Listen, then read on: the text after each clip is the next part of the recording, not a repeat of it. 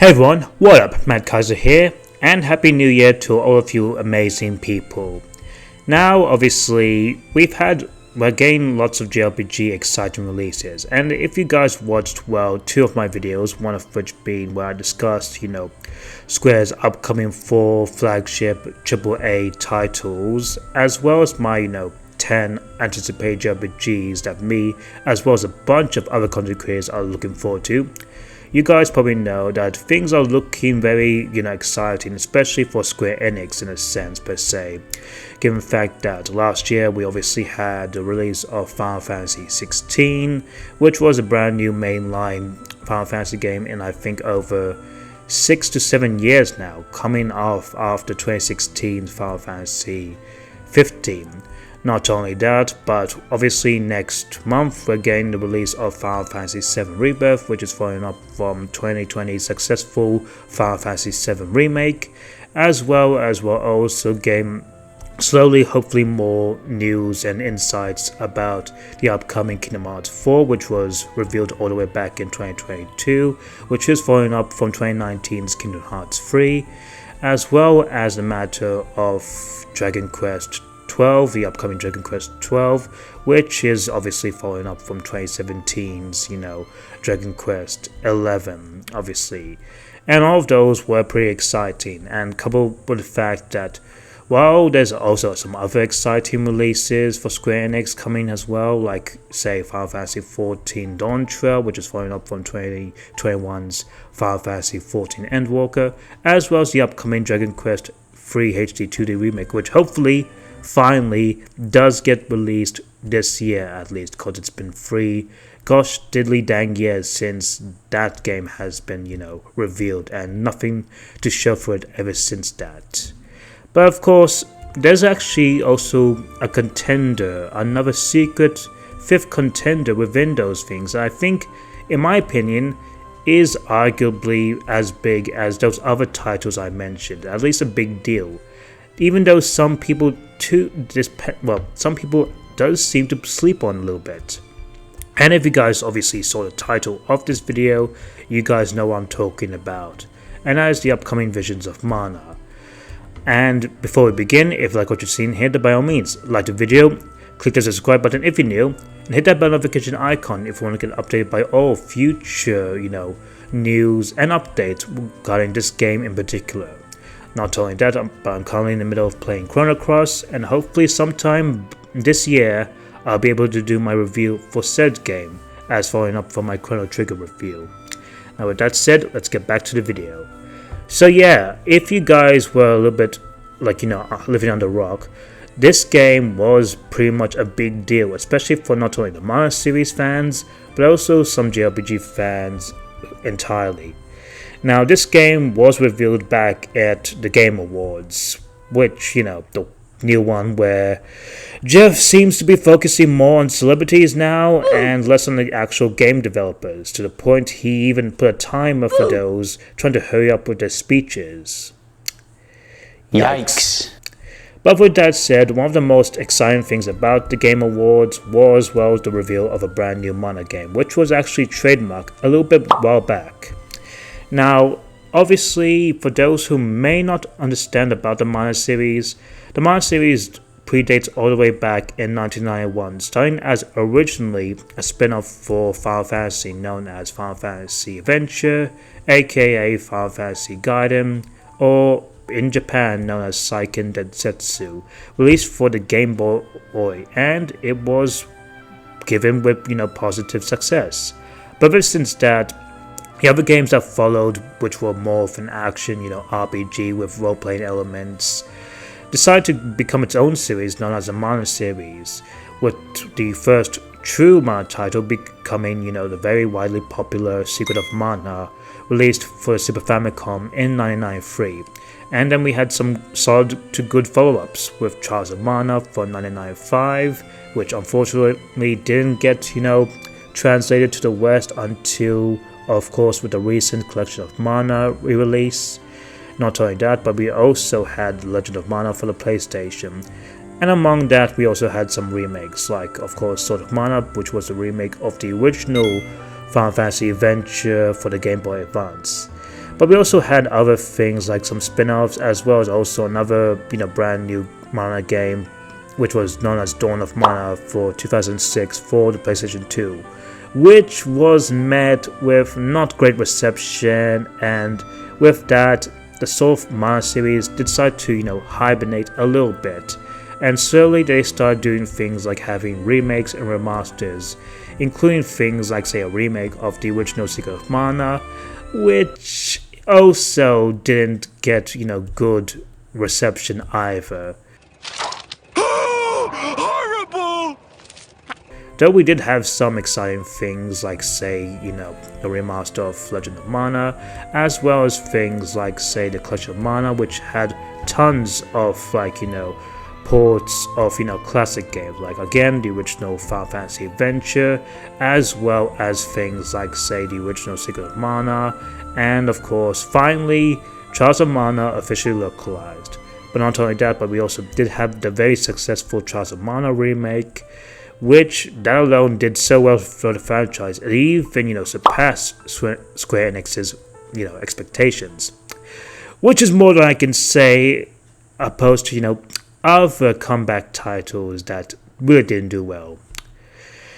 Rest in peace, Twilly fans. Now, among that, obviously there was been reports that the Mana team were developing a brand new console title, and doing one of the 30th anniversary for the Mana series. Well, obviously one of the announcements was that there was a brand new mobile title called Echoes of Mana, which unfortunately, just like lots of other Square Enix live service titles, did eventually shut down. Do you guys not have phones? Yeah, you guys all have phones, right? Though there was still kind of hope that, this new Mana title would still be in development, obviously. Even if there was other reports about on how Square Enix's new CEO said that they're going to start doubling down on more AAA titles and less on their smaller branch, which did spell sort of doom a little bit for lots of smaller titles. And some people even feared like the Mana series, even despite the fact that, well, Trials of Mana remake did so well that, given the fact that it was still in a sense a budget remake, it probably would have been left out. But thankfully our fears was put to rest with, of course, Legends of Mana, which we can tell does seem to have a way bigger budget than, say, the Trials of Mana remake. Not only that, but the exciting thing about it is it's the brand new console Mana game for 15 years. And honestly, that is a big deal because aside from that, as I mentioned before, after Dawn of Mana, there wasn't really much a brand new, full-on console Mana game, as most of what we got within that period was just, remakes and remasters and ports and whatnot, as well as a mobile game. But thankfully, this is just honestly exciting. But there's other things that also really just spell, excitement within this title alone. Given the fact that it seems to, from what we see from the trailer, as well as from what we see from information, is that this game is obviously a brand new Mana title in over 15 years, and this one seems to be returning back to its RPG action roots and having more of an expansive, vibrant adventure across now a semi-open field. And obviously the character itself looks absolutely wonderful, the main character named Val, who does resemble, Randy from the original Secret of Mana, which is absolutely nice. Not only that, but again, they mentioned that this one will have, a very expansive semi-open field, which is absolutely beautiful. As you guys probably know, in terms of level design and exploration in my RPGs, I'm more of a guy who prefers, having like sort of, semi-open or sublinear worlds, like hence why I love games like, say, Tales of Arise, as well as currently have enjoyed, Dragon Quest XI, so seeing Visions of Mana sort of take that approach is absolutely wonderful. Not only that, but the series themes of nature and the elemental aspects of Mana are captured through the stunning through the stunningly detailed environments and vibrant colorful graphics, which that is also true because my god does this game look absolutely phenomenal. Like, oh my god, this is absolutely phenomenal. And this is one of the things I'm really excited about this, because as you guys know, I do really love, just like stylized artistic games, obviously, as opposed to, like games that really try to focus too much on hyperrealism to the point that sometimes they don't age well and sometimes they look a bit jarring and buggy and they cost so much, like almost too much money. And that's why I prefer, games that have, interesting art styles, whether it's cel shaded or just have good art direction. That's why I love games like, say, Hi-Fi Rush, for example. But with that said, this game just looks absolutely phenomenal. And you can see from some of the cutscenes, it does speak on the fact that I think this game really does have more of a budget than the Trials of Mana remake. Like, the characters do seem a lot more expressive just from this one trailer alone. And the combat, as we can see, looks pretty solid as well. And obviously this, especially given the fact that we also had things like, on having this one will have, vast areas that will be packed with secrets to discover as well as enemies to battle. From things like, say, fan favorite staples like the Rabbites to even brand new monsters. As in tradition from the Mana series, the pie-based combat is real-time and fast-paced, with lots of strategic depth, so you have to watch your enemies and your environment to prevail in these thrilling skirmishes, which again that does really make me excited because obviously I do like having more fast-paced combat, even if I did see from like the trailer like Val's attacks were a little bit more slower, so I do assume that some of the other characters you get to play as really might be a lot just a lot more fun to play, maybe, in a sense. I think Val will probably be like a solid character to play, but honestly from what we can see it just looks absolutely amazing, and I'm happy to see like exploration taken a sense like we see in the trailer, like we see tornadoes and Val in this water bubble swimming kind of thing. It looks like there's gonna be some cool fun dungeons here and there. And not only that, but the other exciting thing about, the Visions of Mana game, other than obviously being, brand new original, is obviously the team who's making it, which is being worked by both a talented and experienced team who know the Mana series inside and out. And this includes people like the producer, Masaru Oyamada, I hope I'm not butchering that, and he worked on titles like, of course, the Secret of Mana remake, the Trials of Mana remake, Legend of Mana, and more.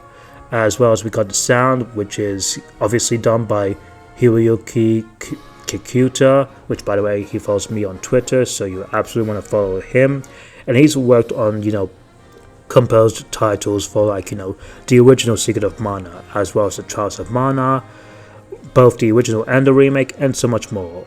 As well as we also have Tsuyoshi Sekito, who worked on obviously the soundtrack for Secret of Mana remake, as well as Trials of Mana remake and Echoes of Mana and more, as well as Ryo Yamazaki, who again worked on Trials of Mana remake and Echoes of Mana remake in terms of soundtrack.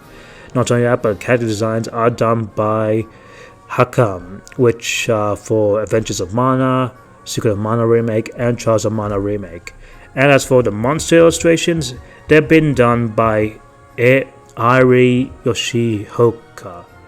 I apologize if I butchered that. I'm really not good with speaking Japanese names like that off the tongue. I'm very sorry. And he obviously did the monster designs for Dawn of Mana, Children of Mana, and Heroes Mana.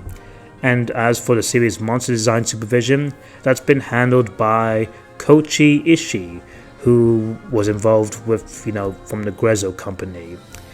Now, and as we can see, lots of fan favorites monsters like the Rabbites, as well as the giant mantis that was actually from the original Secret of Mana, are being brought back, and obviously this just looks absolutely exciting. Now, why do I think is this a title worthy of not to be slept upon?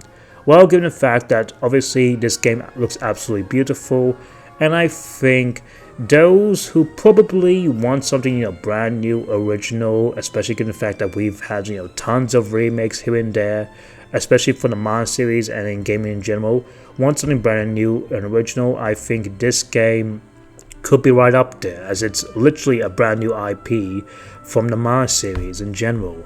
Not only that, but with a game that looks absolutely beautiful and artistically, something that we don't see too much from, like, say, Square Enix in a sense. Like, sure, we did have, like, say, Neo the World's Ends With You, we had Dragon Quest XI, as well as Kingdom Hearts 3, but aside from those, we didn't have too much, and obviously, we're gonna wait a little while for, Kingdom Hearts 4 and Dragon Quest 12 to release. So I do think that this game will be for those who are still wanting that sort of, itch with this colorful, whimsical art style and having a more fantasy setting, especially given the fact that obviously with Final Fantasy games, we did have obviously, the things like how Final Fantasy is focusing while still having some fantasy elements in both 16 and 7 Rebirth. They still have that, hyper-realistic art style and still sort of, grounded self-realism.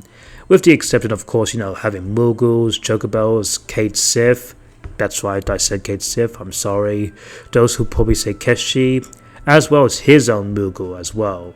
So I do think that this, for those who want something more colorful, especially for those who prefer, more escapism, I think Visions of Mana might be it. And obviously from what we can see from the combat exploration, it does seem that it'll be just, a good time.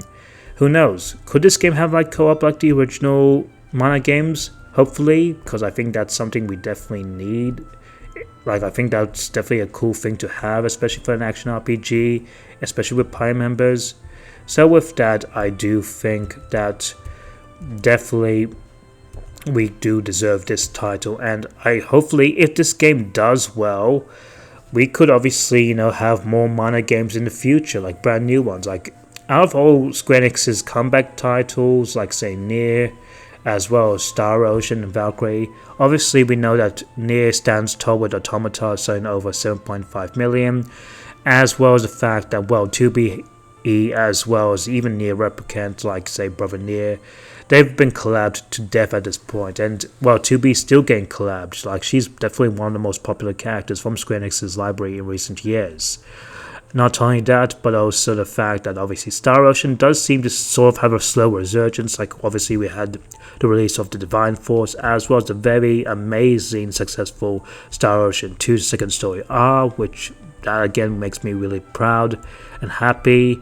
And honestly, I'm just really glad that honestly this Mana game in particular just looks absolutely so good, and honestly I think we're in for a treat, especially for a JRPG fan.